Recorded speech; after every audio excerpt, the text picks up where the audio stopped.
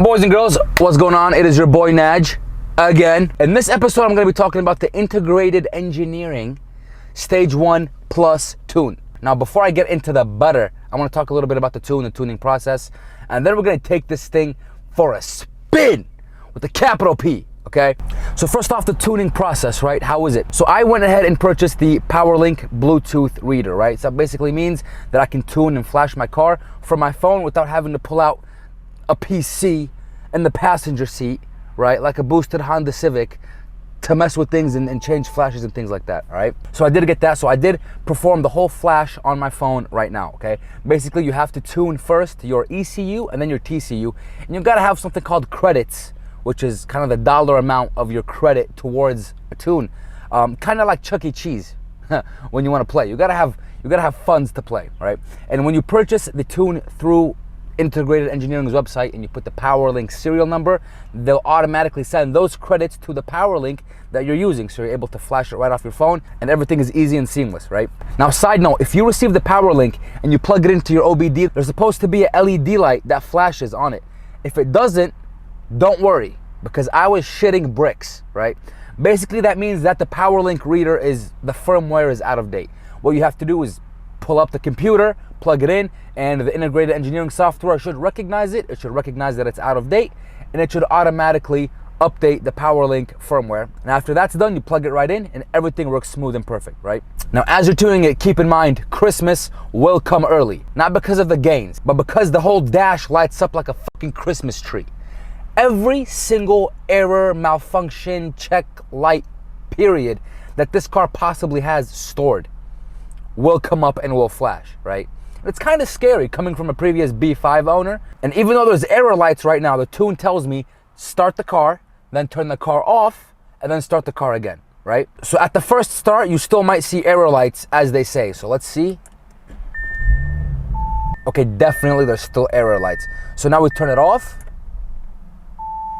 Open the door to make the car think that I left the car, you know, reset, you know what I'm saying? Trick it a little bit. Okay, now we start it again.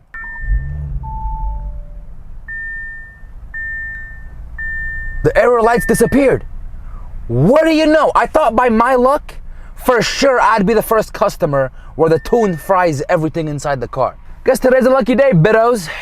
First things first, this is what I've been excited for as far as getting the ECU flashed, right? And that's removing the rev limiter, because this factory tune sells you short. It's like, yeah, I think I'm gonna stop you revving at 3,000 RPM when you're in park and neutral. But with this, oh, it's going over 4. That was 5. That was 5.5. Now we're talking, all right? Let's take this thing for a fucking spin with a capital P, and let's see what this thing's got to offer. I am so excited about this. Oh, my bad, I was doing a tune. I said, my bad, I was doing a tune. No, dude, it sounded good. You like it?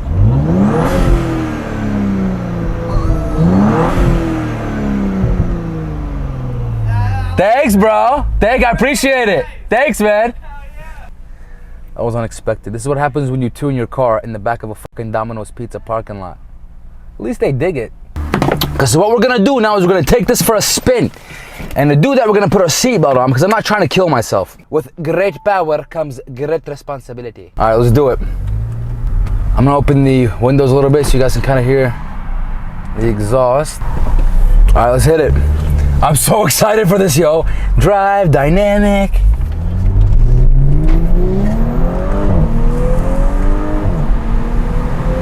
Yo, hang on. There's no fucking way that this just happened. Yo, what? Yo, it's a fucking animal! I just promised myself not to speed. I need to start behaving. Bro, you don't understand. Giving it just a lick of throttle, a lick like barely any throttle, and it just jumps, dude. This is insane. Now I'm gonna be nervous because I'm starting to think there's no way you can give me this type of power while keeping reliability. So if I start seeing my transmission parts just start falling on the street, I'm gonna know exactly why. And bro, these transmission tunes, but if you felt this shift, bro, these shifts feel like an uppercut from Mike Tyson. If you saw my previous video of my reaction when I tried the JB4 for the first time compared to stock, the jump in power from the JB4 to the IE tune is like twice the difference from stock to JB4. And I can already notice a couple of differences, right, of the IE tune advantages that it has over the JB4 chip, all right? This tune just disrespected the JB4, bro. I'm gonna be honest. Yo, this difference is so drastic. I thought the difference between stock and JB4 was a lot. Wait till you try the difference between JB4 and integrated engineering. Bro, if you still have a stock tune and you jump straight from factory to stage 1 integrated, bro, it's a wrap. You will literally feel like you upgraded from an S5 to a RS5. And I've never even driven the RS5. But the change is just so drastic from JB4 to IE. I can't even imagine from stock to integrated, bro. Yo, it just boosts! This is so exciting that it's dangerous. Dude, no. I do not deserve this type of acceleration, bro. I'm gonna do something stupid. I know myself. And if you guys don't know what happened to my last S5 Sportback, maybe it's time to tell you. Long story short, I put that bitch through a roundabout, doing like 85 miles an hour. And I went airborne after the first curb, and I kept going through trees and small trees and shit, and it just wouldn't slow down, bro. It took forever to come to a complete stop. Maybe I should stop fucking around. When I got the JB4, a lot of people told me a chip is different than a tune flash. A chip is different. A flash is more aggressive. And I was like, yeah, you know, but people prove gains with the JB4. How bad could the JB4 be? Bro, it is so much fun. Oh my. I literally just filled up my tank. How am I missing a quarter?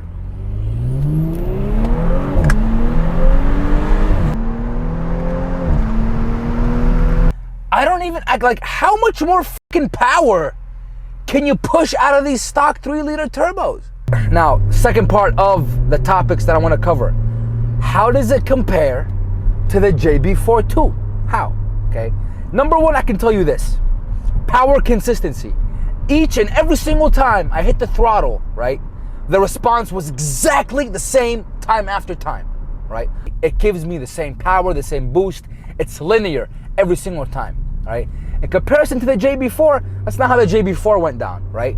A lot of times the JB4 had inconsistencies when it came to power delivery, right? Like sometimes I would just stomp on the throttle and it would give me pretty satisfying acceleration.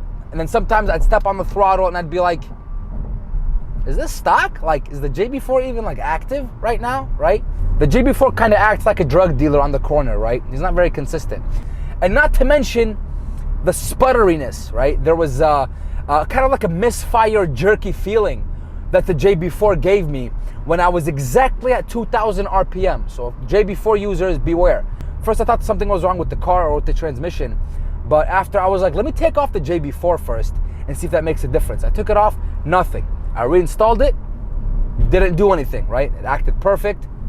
Then after another couple of weeks, started doing the same thing here and there. First off, the difference is the linear power always gives the same power delivery in comparison to the JB4. Number two, the jerkiness, sputteriness, you know, kind of hassles that you would go through with the JB4 tune, that gets eliminated. And also, the integrated engineering tune, it gives you also certain things that convenience flashes. First off, like I said, the preference of raising the RPM limiter when you're revving from a park or neutral. Boom, that's one.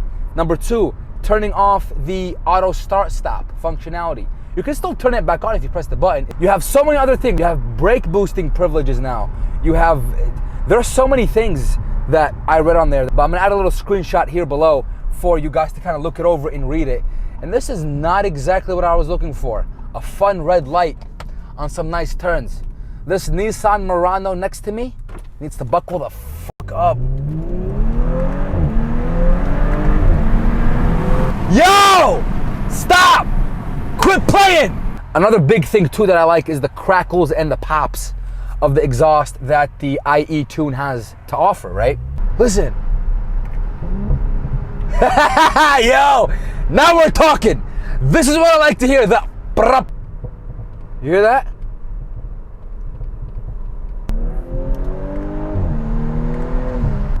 The exhaust crackles are literally on crack.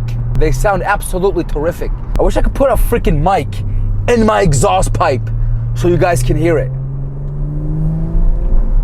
So I really want to thank you guys for watching this video. Please hit that like and subscribe button. Please, man.